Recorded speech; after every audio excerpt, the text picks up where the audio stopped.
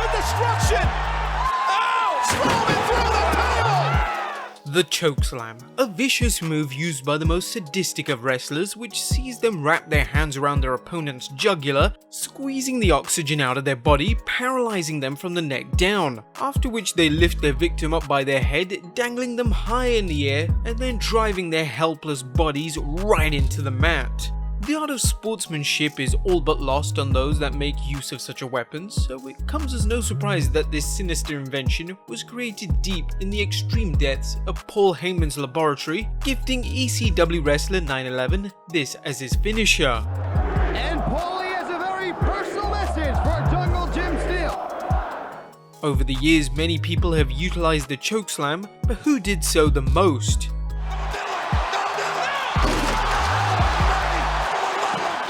Join us now as Wrestlelamia looks at who had the greatest chokeslam in wrestling history.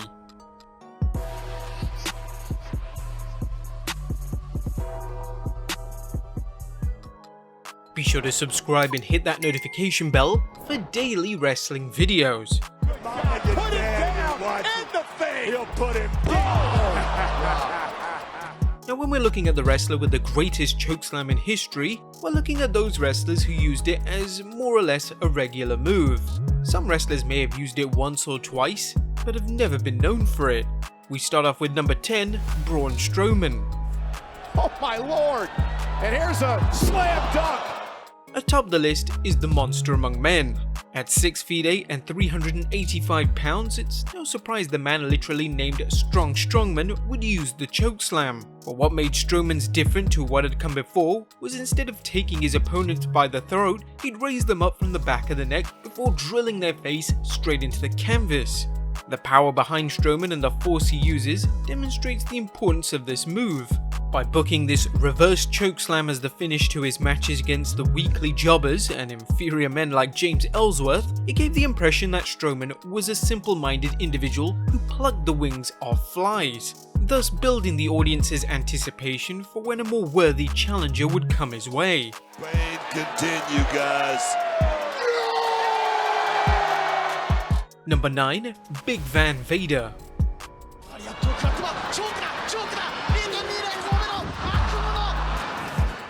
At 6'5" and 450 pounds, the mastodon from the Rocky Mountains' don't give a damn attitude was reflected in the delivery of his sky-high chokeslam, in that he wouldn't wait for his opponent to jump before lifting them, and upon release, he would toss them wherever necessary. Though this appeared as sloppy, being as his opponent would land in an uncomfortable position. The result was that it protected the seriousness of the maneuver, ensuring that whoever used it was a threat. Vader would grab his opponent by the throat and wrap his other hand around the back of their neck, after which he hooked his arm around their leg and drove them into the mat, like an elephant crashing through a brick wall. Number 8, the Hurricane. And old Hurricane now, looking for the chokeslam. Look at the elevation and a hard chokeslam. In the cartoon world of WWE, local superhero the Hurricane played with the conventions of the chokeslam. What was traditionally a dangerous move used by larger athletes, which showcased the power of the giants, being as it is dependent on their height and arm reach, Helms at 6 foot and 200 pounds compensated by instead pulling them up by their tights and delivering the executing slam in what resembled a rock bottom.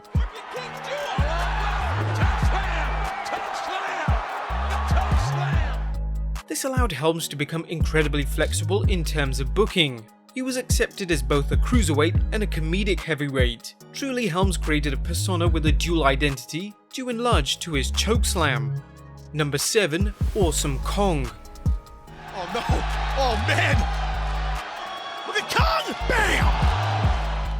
At 6'1" and 272 pounds, Awesome Kong stormed through the Barbie dolls of TNA's knockout division, bringing with her what seemed like an unfair advantage due to her size and strength. For what Kong lacked in height, she made up for in power when she chokeslammed her opponent. What complemented Kong's delivery on her chokeslam was her loose clothing and long hair that appeared to wrap itself around her victim like the Venom symbiote. For TNA viewers, women's wrestling had found its big show.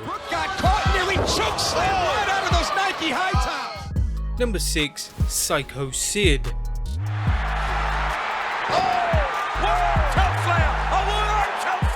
At 6'9" and 317 pounds, Sid towered over all those he faced. To truly showcase the attraction he was, Sid used the one-handed chokeslam, both complementing his height and power. Lifting his opponent 8 feet in the air with a single hand and then slamming them to the mat, the crowd would then appropriately go insane for the Sycho. Seeing Sid hit the chokeslam was like watching his opponent jump out of an 8-story building and landing on their back.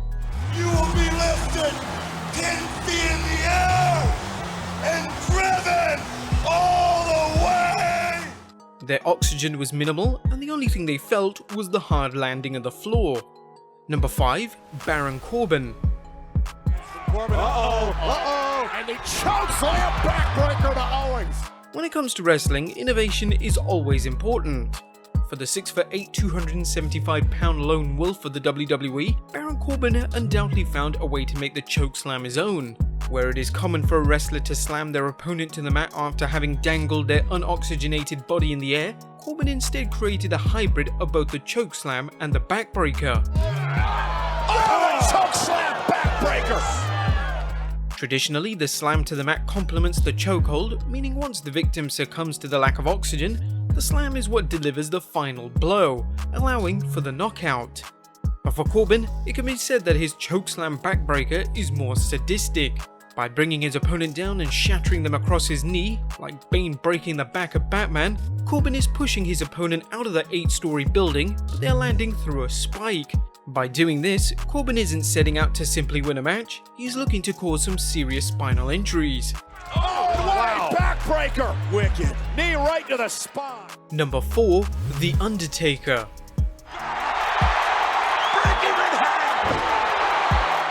It can be said that the 6'10", 309-pound Undertaker is the man who made the chokeslam famous. The demon from Death Valley and the sadistic wrestling moves seem like a perfect fit, and there hasn't been anyone that hasn't suffered the strangle of the Grim Reaper. But for The Undertaker, the chokeslam has become more of a calling card to those he is set to face. For when those lights raise up, the Phenom is waiting like a predator hunting his prey. The Undertaker's chokeslam has become his signature move outside of his matches, and his pacing with the move is why he's one of the greatest chokeslammers of all time. He is patient with his delivery, and once he has his prey in his grip, he slowly throws their arm across his shoulder, lifting them subtly for the audience to digest every moment. Using the chokeslam, The Undertaker has given fans some of the greatest chokeslamming moments in history, such as when he chokeslammed Mankind through the Hell in a Cell, or Rikishi off the cell,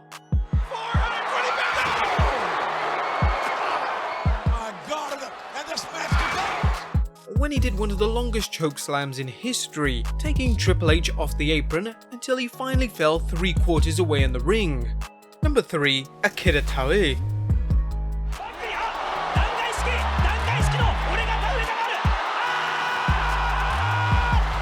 Considered the master of the chokeslam, which he named Nodowa Otoshi, Akira's chokeslam wasn't about height or power, being as the Japanese native is only 6'4". But what made his move so deadly was his ability to use it in a variety of ways. From off the top, a vertical suplex, or a hip toss. If there was a way Akira could deliver the chokeslam, he was going to do it, and he would execute the move with a heavy concentration on controlling the net by wrapping both his hands around it. He also innovated the Origatua, which was a chokeslam by the way of a belly-to-back suplex.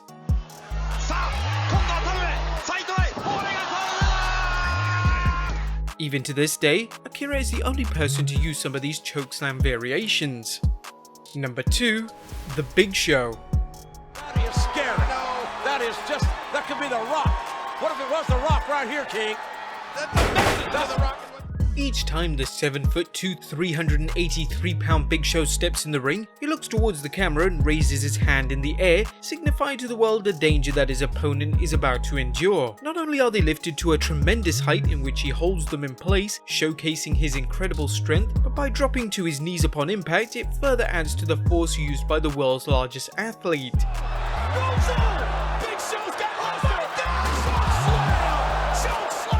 His chokeslam is a demonstration of his power, such as seen when he chokeslammed The Undertaker through the ring.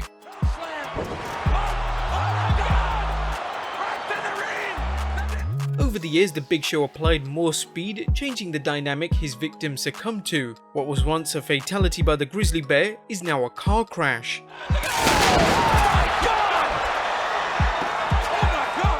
And number 1, Kane. For WWE's resident Michael Myers, Kane delivered his chokeslam each time with incredible theatrics. He seized his victim by the throat, holding them at arm's length, squeezing all the life drained out from their eyes. Kane lifted his opponent with such elevation that it accentuated the impact of their landing, and each time he brought them down, he followed with them, kneeling over them by the time they landed. This meant from the very second the victim was caught in Kane's clutches to the moment they hit the mat, they were staring the big red machine directly into his eyes.